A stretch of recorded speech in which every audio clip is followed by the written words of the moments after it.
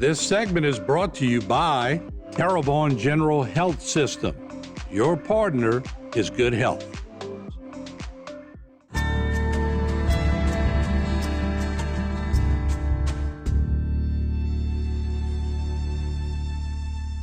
All right, we're back, joined by Debbie Cox-Denova. And how are you, Debbie? I'm doing well. How are you It's doing? time for some good vibes. Yes, it is. All right. We need good vibes. We do. This whole town, this whole area needs some good vibes. Yes. All right. I love your topic today, becoming unstoppable. Yeah. You know, it sort of reminds me when people get in the zone or they get in the groove, or athletes get in it, or even business people, they can't be stopped until they lose the momentum. Yeah. How do you keep the momentum?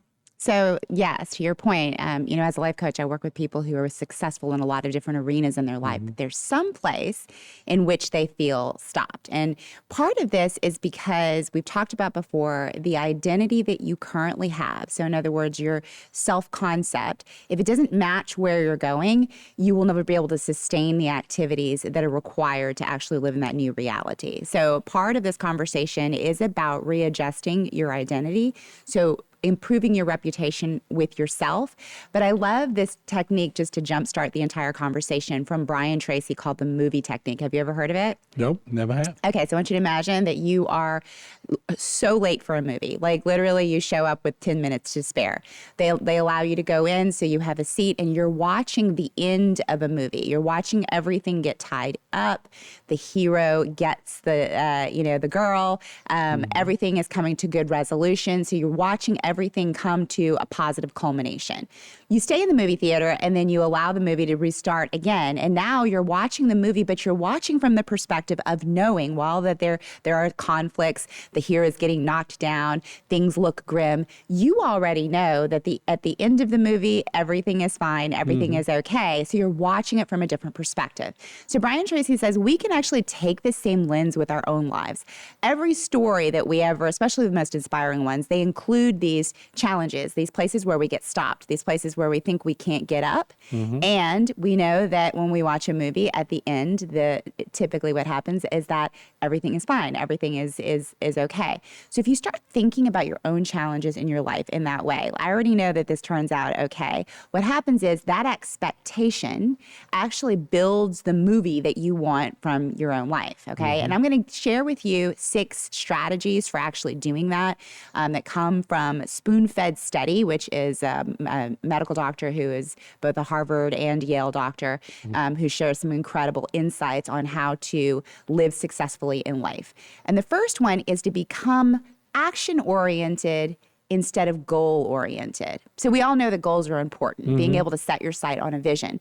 The problem is that a lot of people will set a goal like, okay, I want to lose 20 pounds. Wanting to lose 20 pounds is quite vague and inactionable from the brain's perspective. So what we need to do is actually focus on creating goals that are around actions that will automatically deliver the results that we want. So while losing 20 pounds might feel unactionable to your brain, you might be able to say, I'm going to log, 10,000 steps per day this year. Minimum of 10,000 steps. Now you have something that your brain can actually shoot for. And now you set the goal, but then you focus on the actions that are going to get you there. So some other examples might be, if you want to learn computer programming, you focus on doing 20 codes, right? 20 codes for 20 programs. Instead of finding the love of your life, you focus on having 100 conversations, interesting conversations with strangers. And instead of wanting to be a YouTube influencer, right? Setting a goal to create 100 pieces of really valuable content. So again, if you continue to focus on the action steps with consistency, then eventually the outcome is the goal that you want, but you really don't have any control over that anyway. Action steps will allow you to actually experience forward momentum instead of just setting these sort of visions, and successful people do that.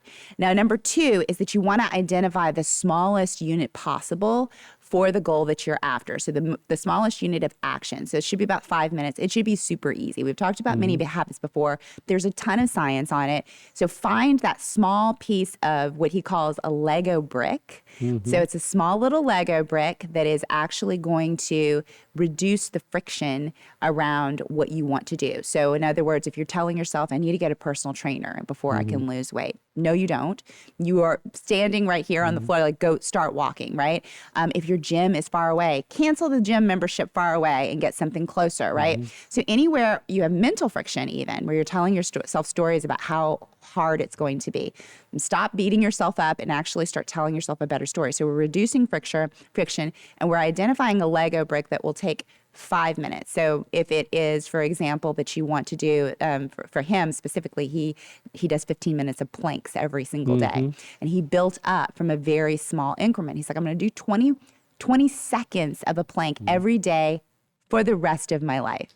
Okay, so that's the key here, is you're building a habit that you're going to sustain for life. And you already have a bunch of habits that you're sustaining for life, brushing your teeth and taking a shower, but those are average. We want something exceptional that belongs in the direction that you're actually building. You got to break the bad habits. Yes, very, very key, which actually brings us to 3, okay, which is the anchor and the toll. So we want to anchor it. James Clear in Atomic Habits talks about a cue or a trigger. We're going to anchor something that you want to do to something that you're already doing, right? So if you are wanting to, for example, meditate, you can do meditation right before you eat, right? If you want to do push-ups, you can actually do that right before you take a shower. And we'll talk a little bit more about that after the break, but there's Or eat that bowl of ice cream before you go run a mile. All right, we'll come back. Yeah, no, we'll talk about it. All right, we'll be right back. Becoming Unstoppable. Don't go away. This segment was brought to you by Terrebonne General Health System. Your partner is good health.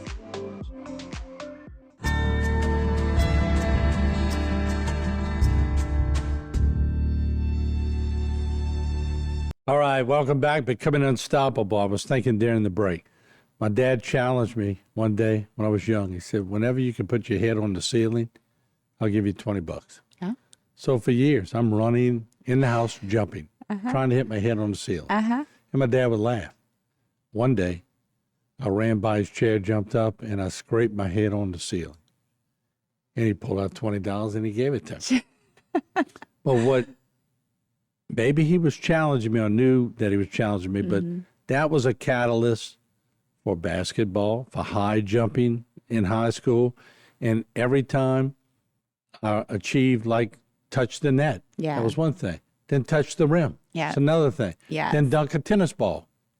Then dunk a volleyball. Then dunk a basketball. Yeah. So by that one challenge you made, started me on a process of the challenge and kept setting standards. Parents can do that for their children. Absolutely. And that brings us to the next 2 points, actually, because it is so much better for us if we can gamify things, right? So one of the things that he talks about is that you can actually think of your life as sort of a carnival or a fair where, if I want to earn that big stuffed giraffe, it's going to be 10 tickets, right? So what you're going to do is you're going to set tolls. So, we're anchoring things already. So if I'm brushing my teeth, I'm going to go ahead and take my supplements because I know I'm going to brush my teeth. So now I'm pairing it very clearly with that. But the toll is a little bit different because this says, in order for me to access the shower, I need to do 10 push-ups.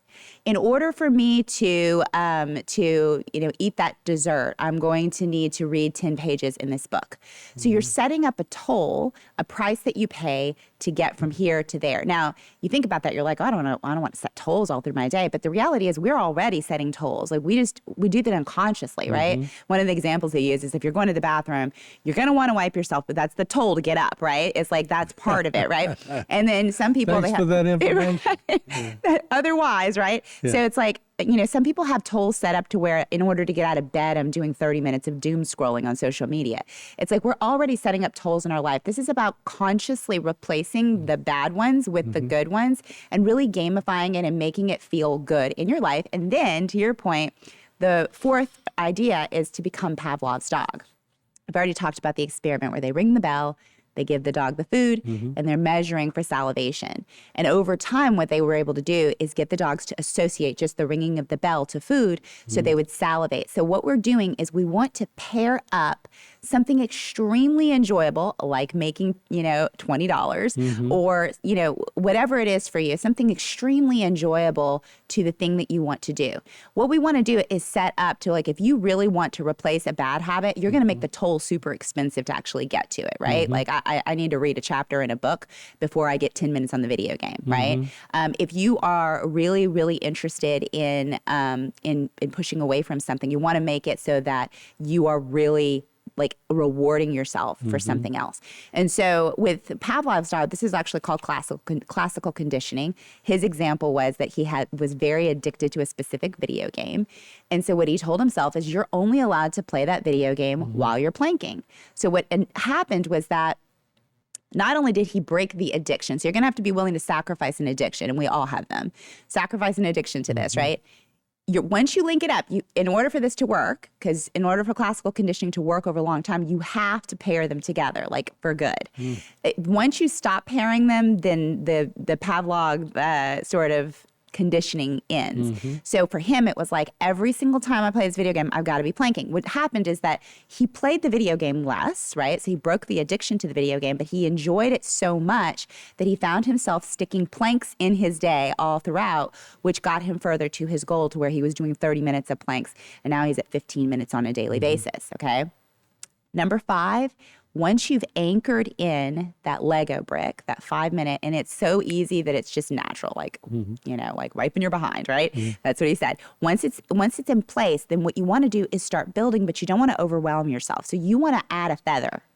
So he started with 20 minutes of planks. That was easy. After that was easy, he went to 25. He just added 5 seconds.